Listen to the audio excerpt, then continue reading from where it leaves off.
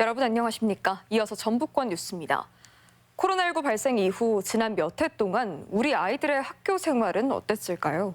학교 수업 시간이 절대적으로 줄면서 학생들의 기초 학력이 크게 떨어진 게 현실인데요. 전북의 학생들이 타 시도보다 수준이 크게 낮아진 것으로 나타나 교육청이 기초 학력 높이기를 과제로 내걸었습니다. 이창희 기자입니다. 코로나19가 창궐했던 지난 2년간 학교 등교일 수는 평년의 50% 안팎. 누적된 학습 결손으로 학생들의 학력 부족이 우려됐는데 학업 성취도 평가 결과 사실로 확인됐습니다. 코로나 발생 이전인 지난 2018년과 비교해 기초학력 미달 수준이 크게 증가했는데 고2 국어의 경우 3년 만에 기초학력 미달 학생이 2배 넘게 늘기도 했습니다. 상대적으로 기초학력이 전국 평균에 못 미치는 전북은 내년을 기초학력 높이기 원년으로 삼기로 했습니다. 전북교육청은 학생들의 정확한 수준을 파악하기 위해 매년 3월 초등생 2학년부터 고등학생 1학년까지 평가가 아닌 진단검사를 실시하기로 했습니다. 기초학력 미도달로 판별되면 보호자 동의를 거쳐 맞춤형 지원을 제공하는데 세 차례 향상도 검사를 실시해 학력 변화를 확인해 나갈 방침입니다. 이를 위해 교실에 협력교사를 추가로 배치해 수업의 질을 높이고 학교 안에 학생의 정서 심리적인 면까지 돌볼 지원 협의회를 운영하고 학교 밖에서는 상담과 학습을 도울 15개 학력 지원센터까지 신설하기로 했습니다.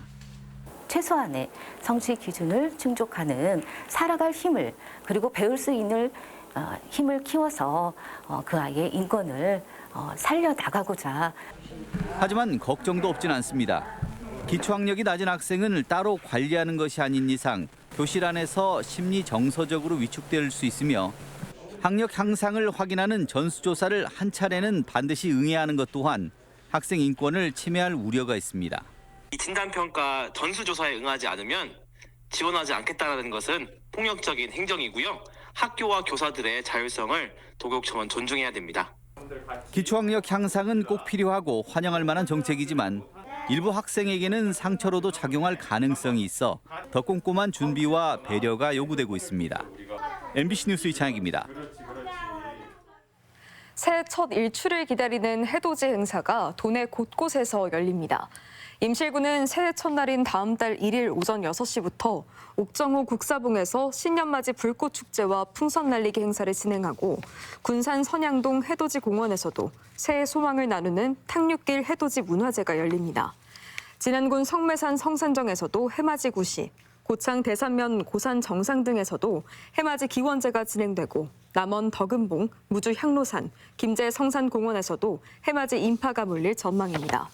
올해 첫 해돋이 시각은 군산 기준 오전 7시 24분, 전주는 오전 7시 41분경입니다.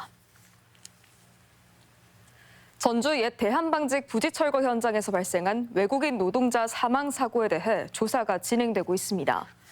전주시 효자동 옛 대한방직 부지철거 현장에서는 어제 성면 날림을 방지하는 가림막을 설치하던 40대 태국인 노동자가 6m 아래로 떨어져 숨지는 사고가 발생했습니다. 경찰은 현재 안전관리자 등을 대상으로 업무상 과실치사 혐의 등을 검토 중이고 고용노동부도 중대재해처벌법 적용 여부에 대한 검토에 나섰습니다. 지난 21일 대대적인 철거 기념식 8일 만에 사고가 발생한 데 대해 민주노총과 전북평화와 인권연대 등은 자광의 명분 없는 졸속 개발의 결과라고 규탄했습니다.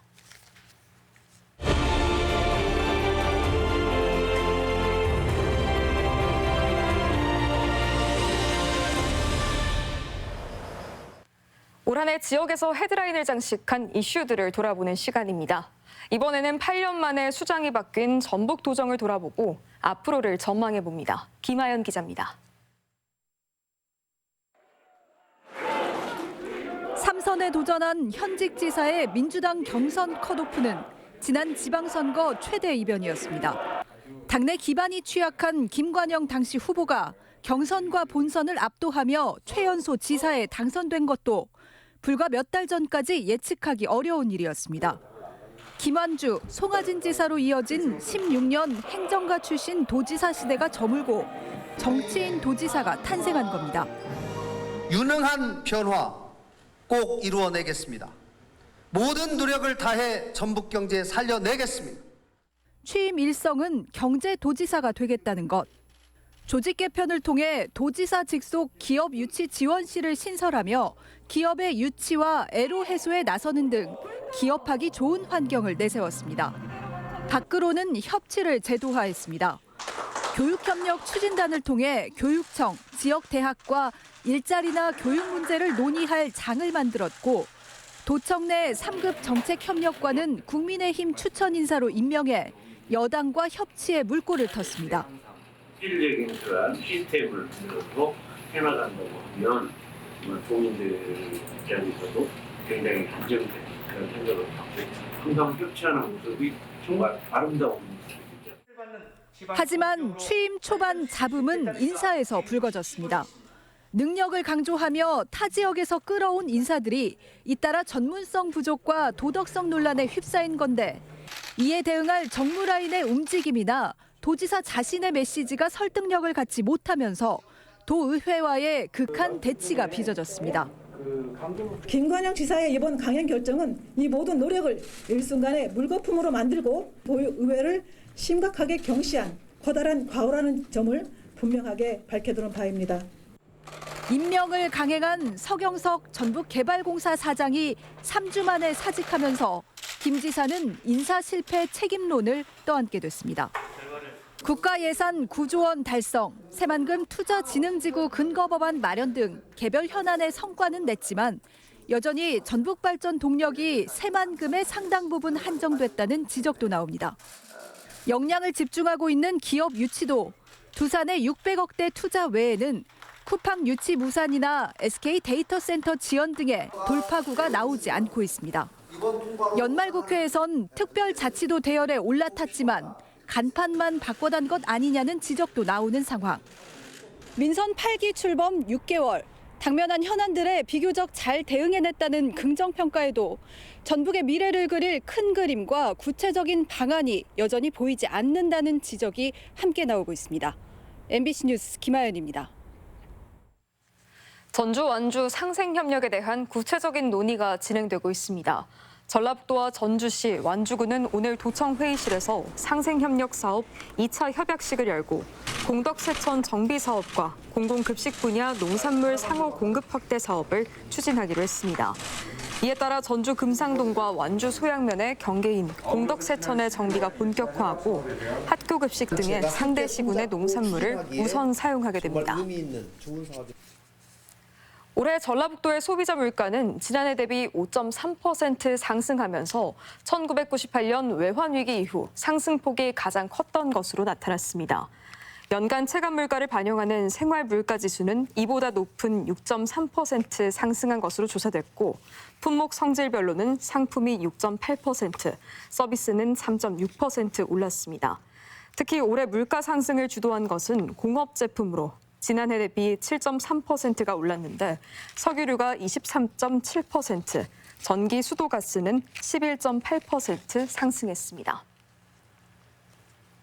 학생 인권 조례가 제정된 지 10년을 앞두고 있지만 여전히 많은 학교에서 두발이나 복장의 자율권을 침해하는 규정을 두고 있습니다. 다른 시도에 비해서도 학칙을 개정하지 않는 학교가 많은 것으로 조사돼 교육당국이 보다 적극적으로 나서야 한다는 지적인데요. 허연우 기자입니다. 지난 2013년 제정된 전라북도 학생 인권조례. 체벌을 금지하고 복장이나 두발 등의 학생들의 개성을 실현할 권리 등을 명시하는 등 학생 인권 보장을 위한 내용이 담겼습니다. 제정한 지 10년이 다 돼가지만 여전히 많은 학교에서 조례에 위배되는 학칙을 유지하고 있는 것으로 나타났습니다. 지난해 11월 기준 전북 지역에서 두발 길이 등을 제한하는 학교는 전체 343개 학교 중 84%인 288곳으로 집계됐는데 광주 7곳, 서울 43곳에 비해 차이가 큽니다. 교복 위, 겉옷을 제한하거나 치마 교복을 강제하는 학칙이 있는 학교도 100여 곳이 넘는데 휴대전화 소지를 금지하거나 등교시 수고하는 학교는 82곳으로 인권조례가 있는 다른 시도에 비해서도 많은 편입니다. 휴대전화는 수업 시작하기 전 아침 시간대에 다 걷고 억울한 부분이 있긴 하죠. 폰을 왜 뺏겨야 되나. 이게 안 뺏겨도 되는 건데. 도교육청은 개선이 더디다는 점은 인정하면서도 민주적 절차로 개선될 수 있는 만큼 강제적 조치를 취하기보다는 컨설팅 등을 통해 자체적인 개선을 유도하고 있다는 입장입니다. 수시로 계속해서 수정 요청하고 있고 그러는데요. 실제로 많이 이렇게 개선은 되고 있지는 않고 있고요. 개별 학교 입장에서 보면 지나치게 교육청이 간섭한다고 볼 수 있고. 하지만 학생들의 요구가 있더라도 반영은 쉽지 않습니다. 휴대전화를 강제로 수거해 주말에만 나눠줬던 김제의 한 고등학교의 경우 학부모와 교사들의 반대로 인권위원회에 의견을 묻는 절차까지 밟아야 했습니다. 학생인권 조례에도 통신권이나 휴대전화를 사용할 권리가 나와 있음에도 그게 실질적인 학교 현장에서 이루어지지 않는다는 것에 대해서 좀 많은 우려가 있었고, 인권단체들은 학생 인권 조례가 교문 안까지 효력을 미치지 못하고 있다며 교육당국이 보다 적극적으로 개선에 나서야 한다고 지적합니다. MBC 뉴스 허연호입니다.